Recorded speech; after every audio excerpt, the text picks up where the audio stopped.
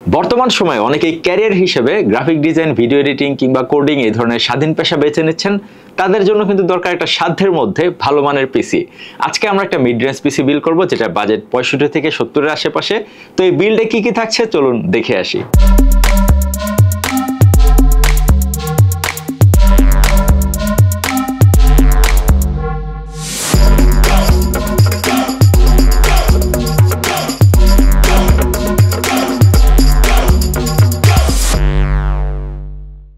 অনেকেরই ক্যারিয়ারের শুরুতে খুব বেশি বাজেট থাকে না, তাই আলাদা করে একটা গ্রাফিক্স কার্ড অ্যাড করাটা একটু কষ্টসাধ্য। তাই আজকে আমরা জিপিইউ ছাড়া একটা পিসি বিল্ড করছি। সে কারণে আমরা প্রসেসর হিসেবে বেছে নিয়েছি AMD Ryzen 5 8600G এই প্রসেসরটা। 6 কোর 12 থ্রেডস এর এই প্রসেসরটার বেস ক্লক 4.3 GHz এবং বুস্ট ক্লক 5 GHz। M5 সকেটের এই সিপিইউটার লেভেল 2 ক্যাশ 6 MB এবং লেভেল 3 ক্যাশ 16 MB এবং সিপিইউটার TDP 65 ওয়াট। এই বিল্ডে আমরা যে মাদারবোর্ডটা চুজ করেছি সেটা হচ্ছে MSI B650M gaming plus wifi. এই মাদারবোর্ডের আরো একটা ভেরিয়েন্ট আছে MSI B650M গেমিং ওয়াইফাই। ওই মাদারবোর্ডটার সাথে আমাদের আজকের মাদারবোর্ডটার পার্থক্য হচ্ছে আমাদের গেমিং প্লাস ওয়াইফাই মাদারবোর্ডটাতে কিন্তু 4টা র্যাম স্লট থাকছে এবং শুধু গেমিং ওয়াইফাই যে মাদারবোর্ডটা সেটাতে কিন্তু 2টা র্যাম স্লট থাকছে। DDR5 এই মাদারবোর্ডটাতে আপনি টোটাল 256 GB পর্যন্ত র্যাম ইনস্টল করতে পারবেন এবং বোর্ডটার max overclocking frequency 7200 mega transfer per second. AM5 সকেটের এই মাদারবোর্ডটি Ryzen 8000 এবং 7000 সিরিজের প্রসেসরের সাথে কম্প্যাটিবল। এই বোর্ডটিতে থাকছে Zen 3 এবং Zen 4 M.2 স্লট এবং গ্রাফিক্স আউটপুটের জন্য থাকছে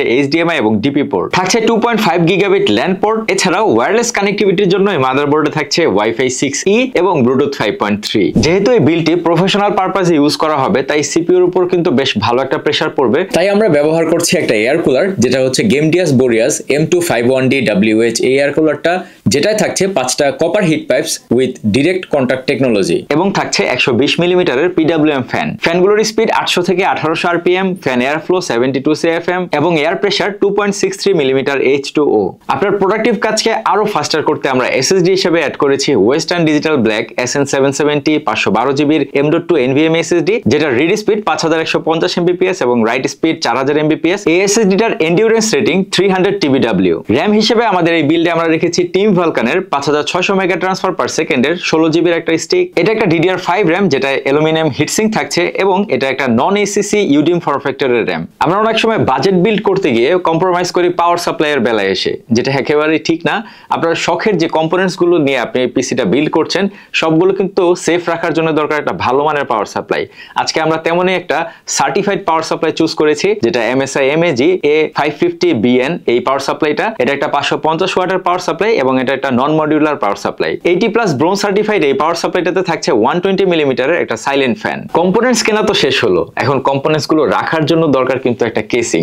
আজকে আমরা বেশ কম্প্যাক্ট মিনি টাওয়ার একটা কেসিং চুজ করেছি, যেটা হচ্ছে Entec CX200M RGB Elite এই কেসিংটা। এটাতে কিন্তু মাইক্রো ATX ITX এই ধরনের মাদারবোর্ড গুলো সাপোর্ট করে। এই কেসিংটা ব্ল্যাক এবং হোয়াইট বোথ কালারে কিন্তু অ্যাভেলেবেল আছে, সো আপনার যে কালারটা পছন্দ আপনি সেই কালারটাই নিয়ে নিতে পারেন। কেসিংটা ফ্রন্ট এবং সাইড প্যানেল উভয় পাশে থাকছে টেম্পার্ড গ্লাস এবং এই কেসিংটাতে কিন্তু থাকছে 5টা RGB ফ্যানস। Entec এর মিনি টাওয়ার এই কেসিংটার CPU cooler height 164 millimetre, graphics card length 330 millimetre এবং maximum power supply length 185 millimetre. যেহেতু এই পিসিটি প্রোডাক্টিভিটির কথা মাথায় রেখে বিল্ড করা, তাই আমরা কিন্তু এই পিসিটি ব্যবহার করে কিছু প্রোডাক্টিভ কাজও করেছি। এই পিসিটিতে আমরা ফটোশপ, ইলাস্ট্রেটর, প্রিমিয়ার প্রো এই ধরনের প্রোগ্রামগুলো রান করেছিলাম। প্রতিটা প্রোগ্রাম থেকেই কিন্তু আমরা বেশ ভালো একটা স্মুথ এক্সপিরিয়েন্স পাচ্ছিলাম। কাজ করতে করতে যদি একঘেয়েমি চলে আসে, আপনারা কিন্তু এই পিসিটি ব্যবহার করে গেমিংও করতে পারবেন। আমরা এই পিসিটি ব্যবহার করে PUBG, Valorant, Apex Legends এই ধরনের গেমসগুলো খেলেছিলাম। প্রতিটা গেমসই কিন্তু মিডিয়াম সেটিংসে রান করা হয়েছিল এবং আমরা বেশ মডারেট একটা কিন্তু আউটপুট পাচ্ছিলাম। আপনারা যেন এই পিসিটির পারফরম্যান্স আরো বেটার জাজ করতে পারেন সেজন্য কিন্তু প্রোডাক্টিভিটি গেমিং এর পর